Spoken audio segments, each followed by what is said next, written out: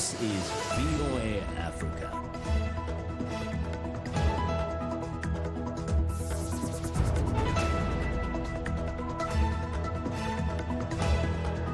Good evening, I'm Esther Gidhu-Ewart. It's Monday, December 9th. This is Africa 54.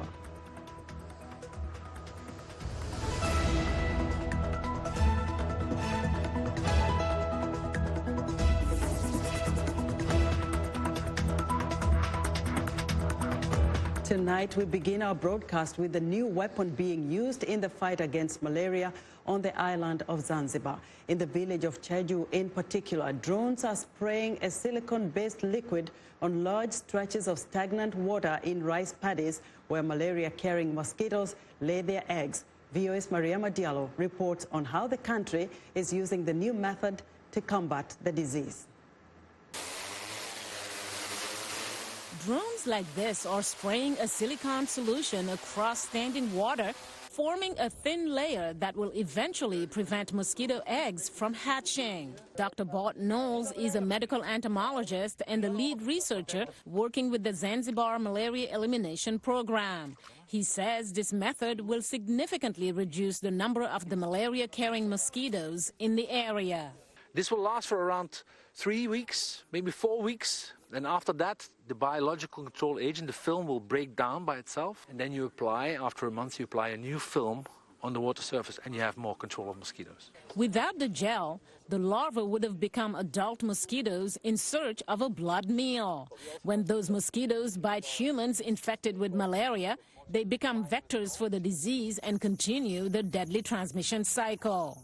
Along the Indian Ocean coast of East Africa, Zanzibar and mainly Tanzania have had a long battle with malaria. Using drones is the best way to tackle the problem, says Abdullah Ali from the Zanzibar Malaria Elimination Program.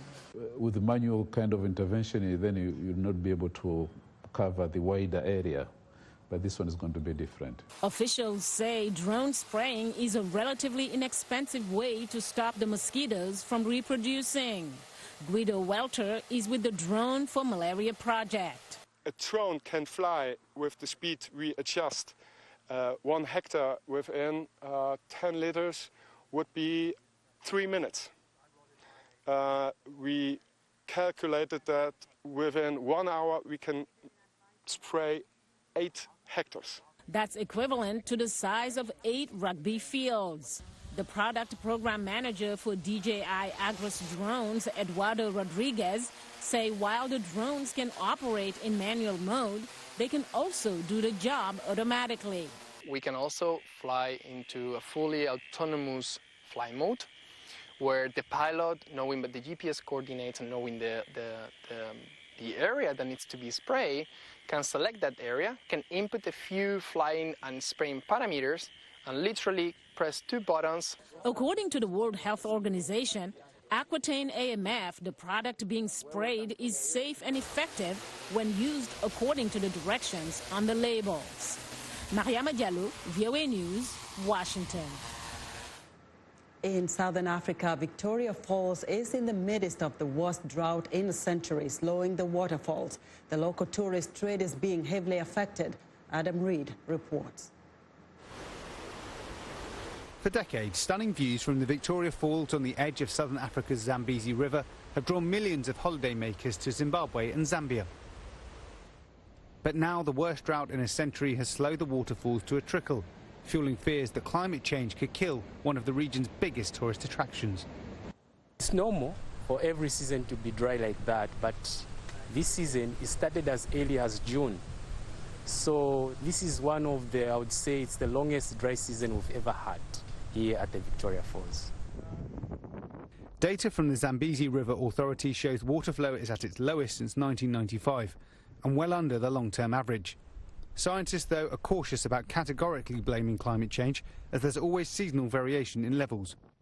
More immediately, locals are hoping that the falls start to flow again soon, as they rely heavily on tourist trade passing through. The business not being as good as it used to be, yes. So we just hope that this season we are going to have good rains, and then we are going to have a lot of people here at the Victoria Falls. The drought has also caused power cuts across Zimbabwe and Zambia, as they're reliant on hydropower from plants at the Kariba Dam, which is upstream of the waterfalls. Stretches of this kilometre-long natural wonder are currently nothing but dry stone, and water flow is dramatically low in others. As world leaders gather in Madrid for the United Nations COP25 Climate Change Summit, Southern Africa is already suffering some of its worst effects. With taps running dry, some 45 million people are in need of food aid amid widespread crop failures. That was Adam Reed of Reuters reporting. Activists say an East African UNESCO World Heritage Site is under threat on Kenya's remote island of Lamu. Authorities are constructing major projects on the mainland, including a port, an oil pipeline, and transport links. They are also hoping to build the region's first coal-fired power plant. But some Lamu residents worry the development and a flood of outsiders will affect the local culture. Rudy Almendorf reports from Lamu. The remoteness of Kenya's Lamu Island has helped maintain its 650-year-old Swahili culture and traditions. Cars are banned in Lamu town, a UN World Heritage Site, so donkeys are the main mode of transport. But some locals worry construction of a new port, oil pipeline and transport links on the mainland will bring more outsiders to settle in Lamu and change the unique culture. We are trying our best to prevent that kind of intervention or sort of the kind of new development so that we can preserve the Lamu. Authorities say the $26 billion group of projects will improve economic links between Kenya, South Sudan and Ethiopia and create thousands of jobs. But a Kenyan court in June halted construction of a coal-fired power plant that was to help fuel the projects, encouraging opponents. We as Lamu people are afraid because when people come from other areas, they come with many things. Their own language, their own culture, their own way of living. And this might alter the cultural way that people have been living. Fishermen who are concerned about the impact on their catch oppose the port construction. How they have done outside is terrible. To break all the rock where we supposed to go to fishing, we cannot anymore. So when the time of the season is finished, it's the rain season, you can't go anywhere to fishing now. Activists worry the projects could also thwart efforts to preserve Lamu town and its unique character. More than a third of Lamu's historic buildings are already falling apart, says the National Museums of Kenya. Some of the owners do not want to any kind of intervention. They think perhaps by putting money into their building, perhaps you are actually owning it. You are taking over that particular building. So it's a very complex kind of thing. Lamu authorities vow they will protect the island's world heritage from the projects. We have also put measures to ensure that the LAPSSET activities will remain on the mainland of Lamu, that is Hindi area, Mokowe and the likes. And that's the Lamu archipelago, that is Lamu Island, starting from Shela all the way to Kipungani, remains with its status of heritage. Lamu authorities say they are organizing funds to help renovate historic buildings and develop the economy with tourism as a major pillar. At the risk of commercializing their culture, some argue bringing in more tourists may actually help keep Lamu's unique traditions alive. Ruud Almendorf for VOA News, Lamu, Kenya. Supporters of Nigerian journalist and human rights activist Omoyele Sowore attempted to drag him away from security service agents during a court hearing on Friday. Sowore's lawyer says the government has filed new charges against the activist without giving further details. Here's Matthew Larotonda.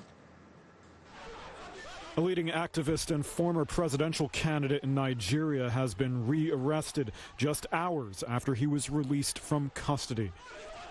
Omoyele Sowore was at a court hearing after he'd posted bail. Reuters watched his supporters desperately try to drag him away from agents of the state security service. His lawyer says he was detained shortly after. Sowore made this statement before his arrest. If suspects who have been given bail are not safe in court, the judges themselves are not safe. That is why the judge had to retire hurriedly into a chamber.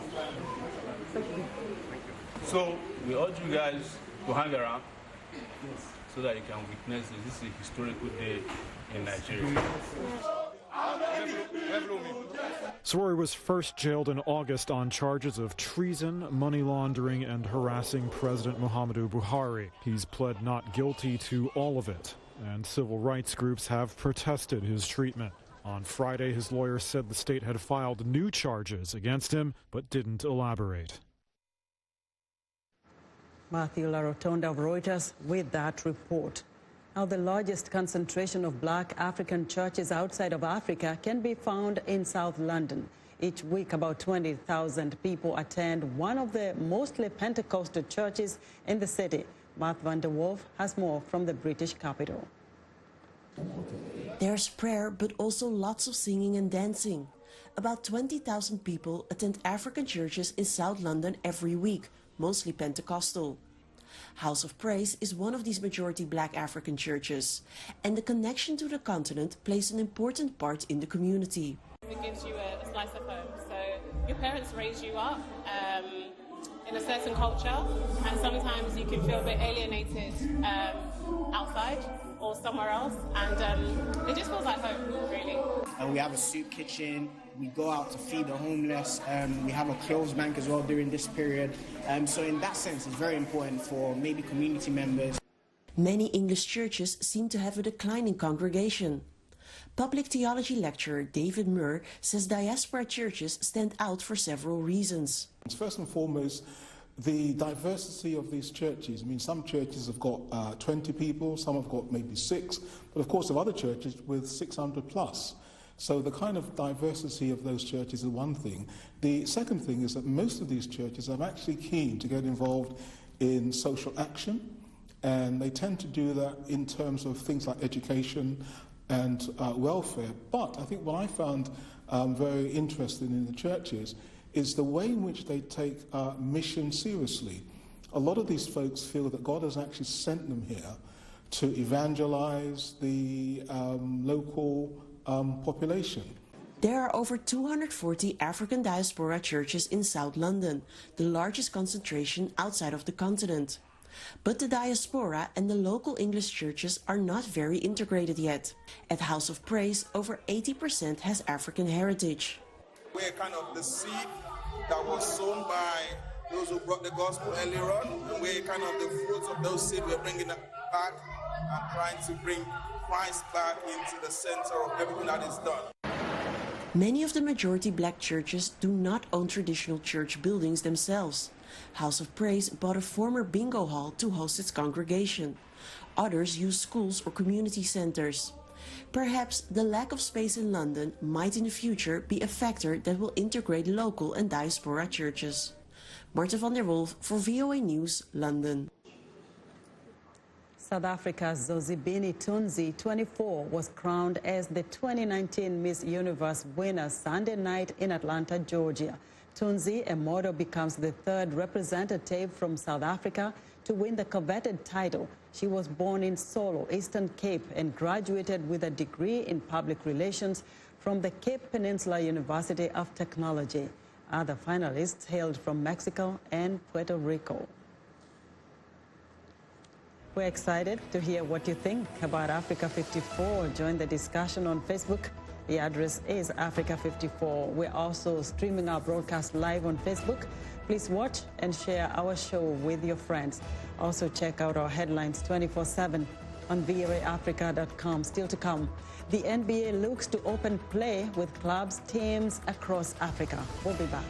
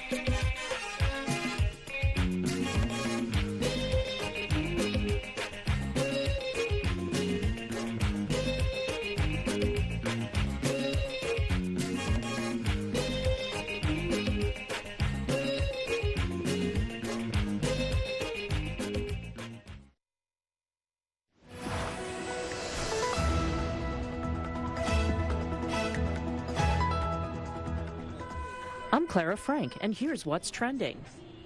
Babatunde Kasumu has been building a career as an illusionist and magician in Lagos, Nigeria, over the last 3 years.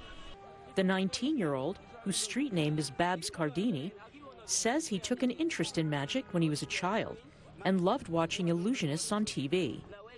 Today, the magician uses his bag of tricks to entertain fans at various events in the city and has a fan base of over 55,000 followers on Instagram. Cardini holds a diploma in computer engineering and is planning to study robotic engineering in the future. Next up, Tunisian students gathered to participate in the eco-friendly challenge Hack for Earth, a one-day hackathon in which technology meets ecology. The challenge was hosted on Zindi, a data science competition platform in Africa. The goal of the challenge was to use the data provided by local conservationists to help them predict the number of Kenyan sea turtles that they can save each week, thus providing the necessary funds and equipment in time. The data will be used by the local ocean conservation program as part of their Buy, Catch, Release program, which saves turtles, tags them, and then releases them back into the ocean. And finally, pop superstar Taylor Swift earned the top spot on Forbes magazine's list of the wealthiest musicians this year, with $185 million in earnings. Kanye West came in second with $150 million, but much of his proceeds derived from sales of his Yeezy sneakers, Forbes reported. Newcomers to the list included Korean pop band BTS, who ranked 15th with $57 million in earnings. As a whole, the 10 highest-paid musicians in the world took in just over $1 billion pre-tax, which is a bump of $114 million from 2018, according to Forbes. And that's what's trending today. The FBI has confirmed that the shooter at a U.S. Navy base in Pensacola, Florida on Friday was 21-year-old Saudi Air Force officer Mohammed al-Shamrani, who was a student at the Naval Aviation School Command at the base. The agency says it has yet to determine the motive for the shooting spree, but it is investigating the shooting as an act of terrorism. VOA's Ladza Hoke reports the Saudi government is pledging to fully cooperate with the investigation. 3 Naval Academy students were killed and 8 other people were injured after al-Shamrani opened fire Friday morning at the Naval Air Academy in Pensacola. Officials say the 3 were killed while trying to stop the shooter and that their action saved lives of many others. The FBI said Sunday the investigators are still working to determine the shooter's motive. While there are many reports circulating regarding the shooter's motivation and his alleged activities leading to his attack, I can tell you that we are looking very hard at uncovering his motive, and I would ask for patience so we can get this right. Investigators also are trying to determine if the Saudi officer acted alone or as part of a terrorist plot. We are, as we do in most active shooter investigations, work with the presumption that this was an act of terrorism. This allows us to take advantage of investigative techniques that can help us more quickly identify and then eliminate any additional potential threats to the rest of our community. The FBI thanked the Saudi government for its pledge of full and complete cooperation. U.S. President Donald Trump said Friday that King Salman of Saudi Arabia had called him to express his condolences. The king said that the Saudi people are greatly angered by the barbaric actions of the shooter, and that this person in no way, shape, or form represents the feelings of the Saudi people who love the American people so much. News media reported that the shooter, who was also killed in the incident, had hosted a dinner party days before the shooting, where he showed videos of mass shootings to his guests. He also visited New York City recently. No arrests have been made in the case, but several Saudi students who knew al-Shamrani have been restricted to the base by their commanding officer and are cooperating with investigators. The shooting at the Pensacola Naval Air Station is the second deadly shooting at a U.S. naval facility this week. A U.S. sailor shot 3 civilians at a base in Pearl Harbor, Hawaii, Wednesday, killing 2 of them before committing suicide. Acting Secretary of Defense Mark Esper said he had ordered a review of the Department of Defense's security and vetting policies. Larissa Hoke, VOA News, Washington.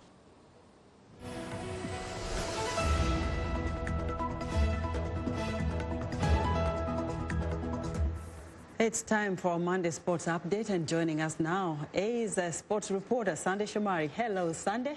Hello, Esther. What's happening in sports today? A lot is happening, Esther, and we have breaking news in sports on Monday.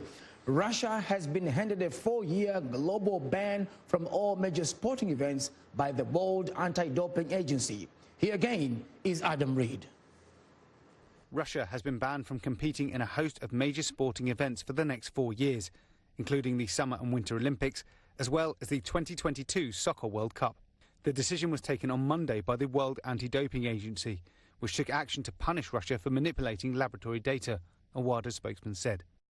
WADA's executive committee met in Lausanne, Switzerland, after it concluded that Moscow had planted fake evidence and deleted files linked to positive doping tests that could have helped identify drug cheats. The committee's decision to punish Russia with a ban was unanimous, a spokesman said. The punishment does leave the door open for clean Russian athletes to compete at major sporting events without their flag or anthem for 4 years. WADA says Russia's own anti-doping agency has 21 days to appeal against the decision. If it does so, the appeal will then be referred to the Court of Arbitration for Sport. Reuters' Adam Reed reporting. And Manchester City's coach Pep Guardiola is contemplating if his side is ready to compete with the top teams in Europe after losing 2-1 against the Manchester United Red Devils in the Premier League on Saturday. This was their 4th loss in the league so far and left the defending champions in the 3rd position. That is 14 points behind the leaders, Liverpool or the Reds. Guardiola's team was ripped apart by United on the counter-attack, and they looked a shadow of the side that won the domestic treble last season. That is the level we face against Liverpool, United, Barcelona, Madrid, Juventus. They are the teams we have to face, and the reality is maybe we are not able now to compete with them, Guardiola told Sky Sports. City's backline has been ravaged by injury, with Guardiola fielding defensive midfielder Fernando in central defense in recent games. And the Basketball Africa League kicks off next year as the world governing body for basketball and the NBA look to open play with a dozen club teams across the continent. 50 aspiring players hoping to make the league try out for coaches in New York City. VOA's Dili Diko has more. At this first Basketball Africa League Combine, League President Amadou Gallo Fall says the goal is to give recruiters an opportunity to evaluate a deeper pool of talent. For our inaugural Basketball Africa League, we are promoting, yes, local African talent, but at the same time we want to attract elite global talent to create a very compelling basketball product on the court. So essentially this is a recruiting, initiative that we put together for our teams to come and evaluate talent and hopefully sign them to their rosters.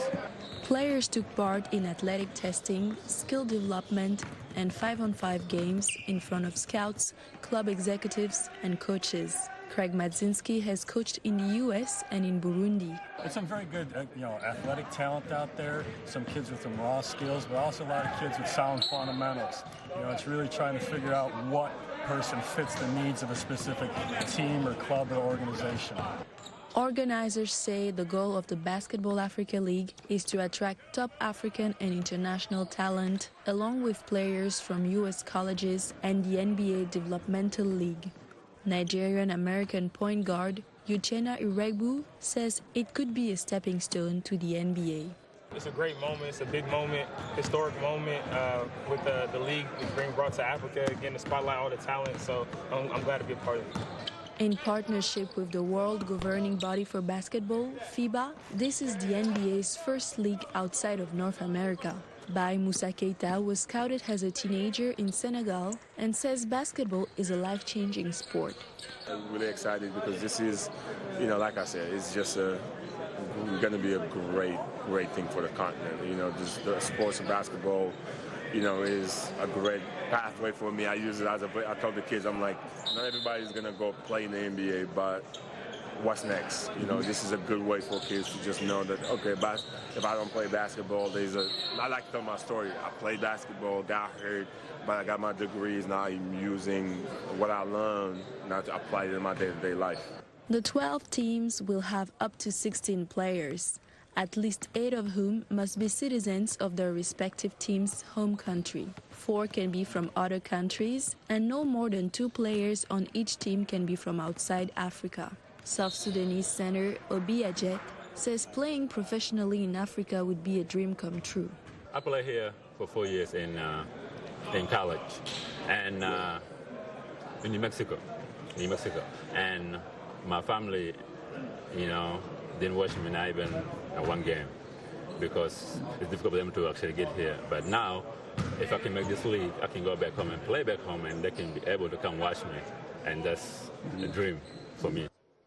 Scheduled to start in March 2020, the Basketball Africa League will have teams in Senegal, Nigeria, Tunisia, Angola, Morocco, and Egypt, with more clubs decided by qualifying tournaments. The inaugural championship is planned for Rwanda in May. Dili Diko, VOA, New York. Thank you so much, Dili Diko. That's quite a wonderful thing for Africa. And that wraps our sports for today. And back to you, Esther. All right, Sunday, thank you so much. Thanks, Sunday. Be sure to join Sunday Shomari again next Monday for another sports report right here on Africa 54. And that's our show for today. Be sure to watch Africa 54 on our website at voaafrica.com. From all of us here in Washington, have a good evening.